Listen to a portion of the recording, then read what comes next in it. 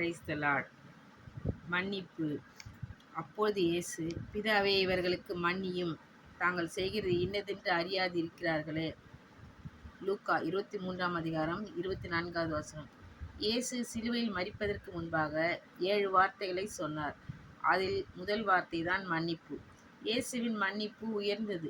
சிலுவையில் நம்மை அறைவதற்கு காரணமாய் இருந்தவர்களுக்காகவும் அறைந்தவர்களுக்காகவும் பரிந்து பேசும் வகையில் இவ்விதம் பிதாவாகிய தேவனிடம் வேண்டுதல் செய்தார்.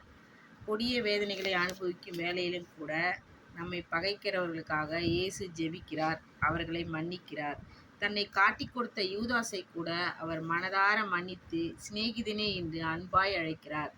பகை, வெறுப்பு, மூர்க்கம், வெறிச்செயல் நிறைந்தவர்களாக தம்மை பழிவாங்கும் கொடூரமான இச்சூழ்நிலையிலும் கூட இயேசுவின் அன்பு மாறவே இல்லை.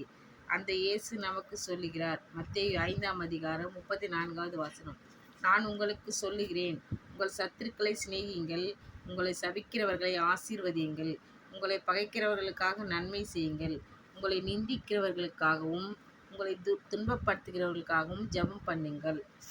நாம் மாமிச பிரகாரமாக நம்மை விரோதிக்கும் சத்துருக்களை நேசித்து அவர்களுக்காக ஜெபிக்கும்படி நமக்கு மாதிரியாக அவர் நடந்தார்.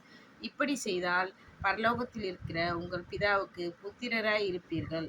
உன் சத்துரு விழும்போது சந்தோஷப்படாதே, அவன் இடரும்போது உன் இருதயம் களி கூறாதிருப்பதாக. யோபு என்ற பக்தன் இந்த அனுபவம் உடையவராக இருந்தார். என் பகைஞனுடைய ஆபத்திலே நான் மகிழ்ந்து பொல்லாப்பு அவனுக்கு நேரிட்ட போது களி கூர்ந்திருந்தேனோ என்று சொல்கிறார். இயேசுவைப் போல நாமும் கிறிஸ்து நமக்கு மன்னித்தது போல நாமும் ஒருவரை ஒருவர் மன்னிப்போம். இயேசு நம்மிடத்தில் அன்பாய் இருப்பது போல ஒருவரை ஒருவர் நேசிப்போம். அன்பில்லாதவன் தேவனை அறியான். தேவன் அன்பாகவே இருக்கிறார். நாமும் அன்பாய் இருப்போம். அன்பே பெரிது. சில தேவ பிள்ளைகள் எவ்வளவுதான் தேவன் அவர்களோடு பேசினாலும் யாரையும் மன்னிக்க மாட்டார்கள், அன்பாகவும் இருக்க மாட்டார்கள். உங்களை நேசிக்கிறவர்களே நேசித்தால் உங்களிடத்தில் அன்பாய் இருப்பவரிடத்தில் மட்டும் நீங்கள் அன்பாகவே இருந்தால் அதனால் எந்த பிரயோஜனமும் இல்லை.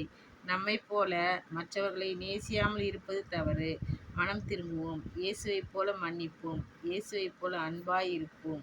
ஆண்டவர் தாமே உங்களை ஆசீர்வதிப்பாராக. ஆமேன். Thank you Lord.